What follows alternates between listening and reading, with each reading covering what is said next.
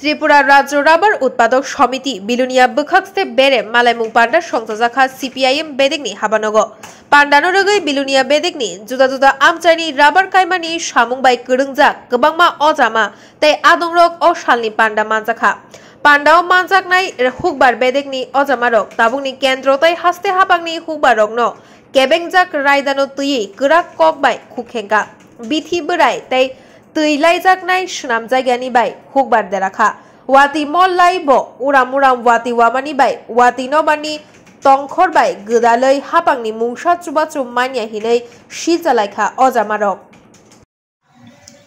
Rubber চাষীদের যে convention এই কনভেনশনের সম্মানিত সভাপতি মণ্ডলী পরিচালক মণ্ডলী কৃষক আন্দোলনের প্রবীণ নেতা কমরেড বাসুদেব মজুমদার এবং রাবার উৎপাদক সমিতি আমাদের রাজ্যের তার যে সম্পাদক সুদীপ দেবনা সহ আপনারা যারা উপস্থিত হয়েছেন আপনাদের সবাইকে সংগ্রামী অভিনন্দন জানাই। আমাদের সম্প্রসারণের প্রোগ্রাম ছিল এক্সটেনশন প্রোগ্রাম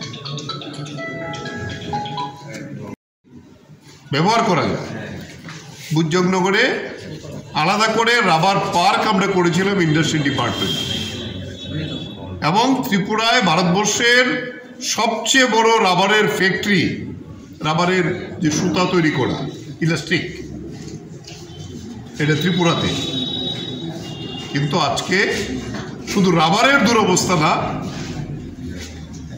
আজকে এই ফ্যাক্টরিগুলোর দুরবস্থা গত 4 বছরে যে কথাটা সম্পাদক বলে গেছেন যে রাবার চাষীদের দেখার জন্য তাদের কথা শোনার জন্য কোনো লোককে খুঁজে পাওয়া যায়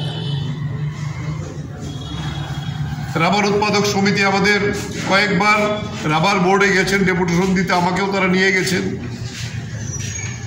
আমাদের আগের প্রাক্তন সাংসদ কৃষক নেতা মতিলাল সরকার তিনিও গেছেন রাবার বোর্ডও প্রায় আত্মলে বসে আছে যার কোনো সাহায্য আমাদেরকে সরকার করছে না এমনকি নরেন্দ্র মোদী সরকারের সময়তে রাবার বোর্ডের চেয়ারম্যান ছিল না প্রায় 4 বছর 5 বছর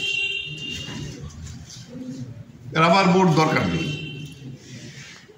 ডিপার্টমেন্ট 1-2টা বাগান করেছে যেগুলোর কোনো ভিত্তি ছিল না কিন্তু উনি বলা যেতে পারে রাবার আন্দোলন রাবারকে ত্রিপুরায় প্রতিষ্ঠিত করার ক্ষেত্রে সবচেয়ে বড় অবদান নিবেন চক্রবর্তী এজ মুখ্যমন্ত্রী এবং এই রাবার হয়েছে আমাদের আজকে রাজ্যের কৃষকদের বাঁচার অন্যতম গ্যারান্টি প্রায় 1 লক্ষের উপরে আমাদের রাবার চাষি আছে 1 লক্ষ হেক্টর আরো প্রায় 50,000 1 লক্ষ হেক্টর বাগান করা যায় রাবার একটা সময় এইভাবে ফ্লারিশ করেছিল যে আমরা একা না এডিসি তাদেরকেও আমরা দায়িত্ব দিয়েছিলাম রেগাকে আমরা ব্যবহার করেছি রাবারের জন্য এডিসি এলাকায় বিভিন্ন জায়গাতে যারা প্রথম লাগাবে ছোট ছোট জায়গাতেও যায় এমনকি এডিসি কিংবা অন্য অন্য জায়গাতে এককানি রাবার বাগানও অনেকের আছে তারাও কিন্তু এটার উপর ভিত্তি করে আজকে বেঁচে আছে কারণ ধানের কোনো গ্যারান্টি নেই সবজি অসুবিধা হয় তাহলে রাবার এক্সটেনশন করার ক্ষেত্রে ত্রিপুরা একমাত্র রাজ্য যেখানে বামপন্থী সরকার সরকারিভাবে সাহায্য করে এই রাবারকে প্রতিষ্ঠিত করেছে কারণ এখানে বড় কৃষকরা যারা করেছে তারা তো ব্যবসায়ী কিন্তু প্রকৃত কৃষকের কাছে যা রাবার বামফ্রন্ট নিয়ে গেছে বলার প্রয়োজন আছে বলে মনে করি না সম্পাদক সংক্ষিপ্ত হলো আপনাদের সমস্যাটা তুলে ধরেছেন আমরা একটু আগে সকালবেলা কথা বলছিলাম এখন ত্রিপুরা রাজ্যের মধ্যে যে অবস্থা হয়েছে আমরা যদি রাবারকে বাদ দেই তাহলে কৃষক সবাই হবে না প্রত্যেক চাষির এখন যাদের একটু টিলা জায়গা আছে প্রত্যেকেরই ত্রিপুরা রাজ্যের মধ্যে কিছু না কিছু রাবার বাগান আছে আমাদেরও বাগান 1982-তে বাগান করেছে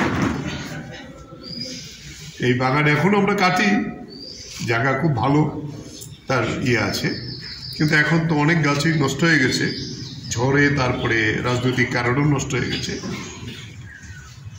ফলে তার যে কথাটা সম্পাদক আলোচনা করতে গিয়ে বলেছেন, খুবই সত্য কথাগুলো বলে গেছেন।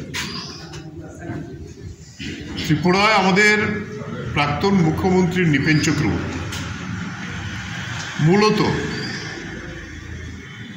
জুমিয়াদের কি করে স্থায়ী পুনর্বাসন দেওয়া যায়, তারা যাযাবরের মতো জীবন, এইটার কথা চিন্তা করেই তিনি যেহেতু সারা ভারতবর্ষ আগেও ঘুরেছেন কৃষক আন্দোলনকে নিয়ে, কমিউনিস্ট আন্দোলনকে নিয়ে, তিনি কেরালায় গিয়ে নিজে কথা বলে রাবার বোর্ডকে এখানে এসে স্থাপন করেছিল। রাবারের বাজার প্রচন্ডভাবে উঠানামা করছে। আন্তর্জাতিক বাজারে দক্ষিণ এশিয়ার চুক্তির জন্য শ্রীলঙ্কার রাবার, মালয়েশিয়ার রাবার ভারতে ঢুকছে। আমরা প্রতিবাদ করেছি কৃষক সভা। কেরালার কৃষকরা দিল্লিতে এসে তো তারা রাবার রাস্তায় ফেলে প্রতিবাদ করেছে, কিন্তু নরেন্দ্র মোদী সরকার কিছু শোনাননি। চুক্তি করেছে, বাণিজ্য চুক্তি, বাইরের রাবার আসছে, সিনথেটিক রাবার আসছে, কারখানার তৈরি রাবার, তাতে আমাদের একটা প্রচন্ড সংকটের মধ্যে গোটা দেশের রাবার আছে। রাবারের মধ্যে কেরালা প্রথম, আমরা দ্বিতীয় উৎপাদনকারী, আর এখন আসাম, উড়িষ্যা, কর্ণাটক, তামিলনাড়ু, তারাও রাবার ভারতবর্ষের সব জায়গায় হয়। আমাদের মাটিটা খুব সুইটেবল। এই জায়গাতে রাবারের বাজার প্রচন্ডভাবে উঠানামা করছে। আন্তর্জাতিক বাজারে দক্ষিণ এশিয়ার চুক্তির জন্য শ্রীলঙ্কার রাবার, মালয়েশিয়ার রাবার ভারতে ঢুকছে। আমরা প্রতিবাদ করেছি কৃষক সভা। কেরালার কৃষকরা দিল্লিতে এসে তো তারা রাবার রাস্তায় ফেলে প্রতিবাদ করেছে, কিন্তু নরেন্দ্র মোদী সরকার কিছু শোনাননি। চুক্তি করেছে, বাণিজ্য চুক্তি, বাইরের রাবার আসছে,